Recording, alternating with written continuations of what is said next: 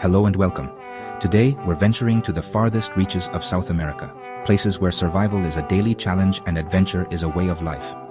We'll visit villages so remote, they seem untouched by time, shaped by isolation and resilience. From the highest city on earth to the depths of the Amazon, we'll meet communities thriving against all odds. So get ready to step off the beaten path and into the unknown. The wild is calling. Let's answer. La Rinconada, Peru, the highest permanent settlement on Earth. At over 16,700 feet, every breath is a struggle. Life here revolves around gold. The town is a patchwork of tin shacks and muddy streets with little electricity or medical care. Miners endure harsh conditions, risking everything for a chance at fortune. The glacier that sustains the town is shrinking, polluted by mercury from gold extraction. Yet the people endure, their spirit unbroken. La Rinconada is a place of extremes. Breathtaking beauty, immense hope, and grinding poverty. This is La Rinconada, where survival is the ultimate treasure. Next, we travel to Antarctica, King George Island, home to Villa Las Estrellas. One of only 2 civilian settlements on the continent, it's a tiny outpost in a vast, frozen wilderness. Fewer than 100 people brave the Antarctic winter here, living in brightly colored buildings that stand out against endless white. Residents must have their appendix removed before arrival. Medical emergencies are simply too risky. Life is dictated by extremes, 24-hour daylight in summer, months of darkness in winter. The psychological challenge is as real as the physical one. The community is close-knit. Everyone depends on each other for support and survival. There's a school, a post office, a small market, and even a bank. Tiny comforts in a harsh world. Social events and shared meals are vital, helping fight isolation during the long polar night. The landscape is stunning but dangerous. Hidden crevasses, sudden blizzards, and relentless cold. Penguins, seals, and whales are neighbors, a daily reminder of nature's power and beauty. Communication with the outside world is limited, internet is slow, and phone calls are rare. This forced digital detox brings people together in ways rarely seen elsewhere. Supplies arrive only when weather allows. Every delivery is a major event. Children here grow up resilient, their playground a world of ice and snow. The sea and sky dominate life, and the sense of isolation is profound. Leaving Villa Las Estrellas means braving the Drake Passage, a journey as daunting as the place itself. Antarctica humbles you, reminding you how small humanity is in the face of nature. Here, survival is a communal effort, and every day is a triumph over the elements. Villa Las Estrellas is the ultimate frontier, a testament to human adaptability. It's a place where the ordinary becomes extraordinary, simply by enduring. The wildness of Antarctica shapes every life here. In this frozen world, community is everything. The lessons of Villa Las Estrellas linger long after you leave. This is life at the edge of the world, and our journey continues. Now, we head to the Caribbean, to Santa Cruz del Islote, one of the world's most crowded islands.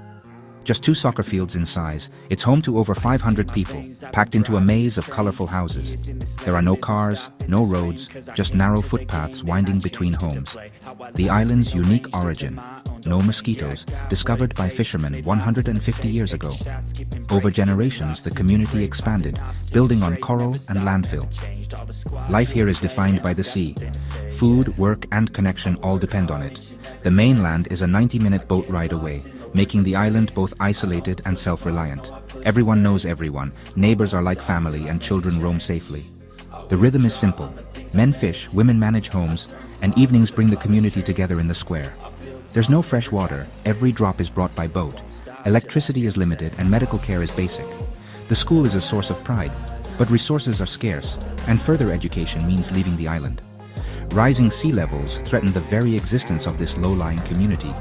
Yet, most residents can't imagine leaving. Their identity is tied to this tiny patch of land. Tourism brings new income, but also new challenges, as the community balances tradition with change. Children learn to swim before they can walk. The sea is their playground. Their laughter and energy fill the island, a vibrant pulse in a crowded world. Santa Cruz del Islote is a microcosm of humanity, intense, resilient, and deeply connected. Here, space is scarce, but community is abundant. The island's story is one of adaptation and survival, shaped by water and willpower. It's a lesson in how people can thrive, even in the most unlikely places. The sea gives and takes, but the spirit of the island endures. Santa Cruz del Islote is proof that even the smallest places can hold the biggest stories. In this crowded paradise, life is lived to the fullest. The islanders' bond with the sea is unbreakable. Their resilience is inspiring. This is life on the edge, where community is everything, and our journey presses on. Next stop, the heart of the Amazon. Deep in the Amazon lies Iquitos, the world's largest city unreachable by road. Surrounded by rainforest and rivers, it's an island of civilization in a sea of green. You arrive by boat or plane, greeted by a city carved from jungle pulsing with life. The Amazon River is the city's highway, marketplace, and lifeblood. The Belen Market is a sensory overload.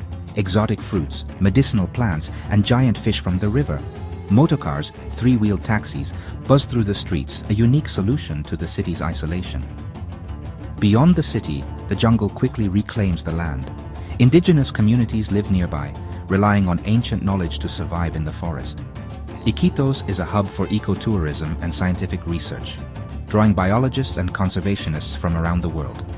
The city is also a center for ayahuasca tourism, where visitors seek spiritual healing with local shamans.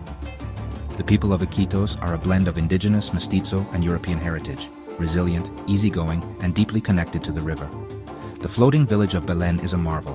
Homes rise and fall with the river, and canoes replace streets during the rainy season.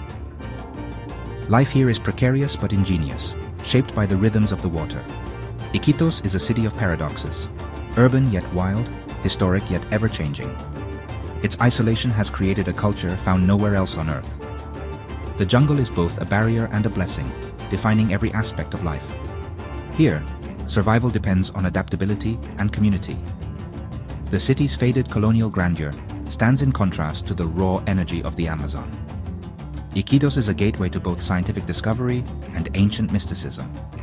The people's spirit is as vibrant as the jungle that surrounds them. In Iquitos, the modern and the mystical collide. The city breathes with the pulse of the Amazon. Its remoteness is its strength. Here, life is an adventure, every day. This is Iquitos, the jungle metropolis. Our journey continues south. Our final stop is El Chaltén, Argentina, at the southern tip of Patagonia.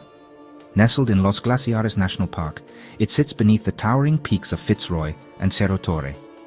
Founded in 1985 to secure the border, its isolation has preserved its wild beauty. The journey here is epic, hours across the Patagonian steppe. Then the mountains rise like a mirage. In summer, the village swells with hikers and climbers. In winter, it empties, leaving only the hardy locals. Trails begin at the village edge, leading to glacial lakes and ancient forests. The weather is wild. Sun, snow, and wind can all arrive in a single day. The wind is legendary, shaping both landscape and life. The community fiercely protects the wilderness, knowing it's their greatest treasure. For mountaineers, Fitzroy and Cerro Torre are the ultimate challenge. Dangerous, beautiful, and rarely conquered. Climbers wait weeks for a weather window, their stories filling the village with legend. Despite the extreme adventure, there's a peaceful spiritual quality here. The scale of the landscape humbles you, reminding you of your place in nature. Locals and wanderers alike are drawn by the promise of simplicity and meaning. They are guides, artisans, and dreamers united by love for the wild. Leaving El Chaltén, you feel gratitude for having witnessed such raw beauty. Its remoteness is its magic, preserving the wildness and the authenticity of the experience. Here, the hardest places to reach are the most rewarding. The village is a testament to the power of isolation to protect and inspire. El Chaltén is where adventure and serenity meet. The mountains call, and the wild answers.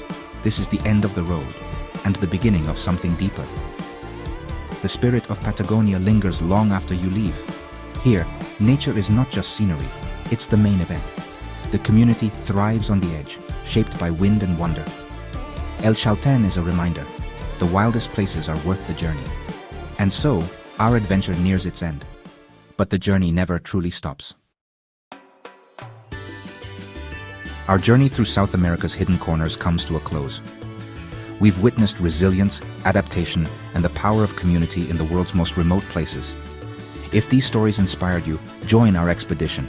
Subscribe and help us keep exploring. Your support fuels the next adventure, bringing more untold stories from the wild. There are countless villages left to discover, and the map is far from complete. So join the crew. Let's see where the wild takes us next.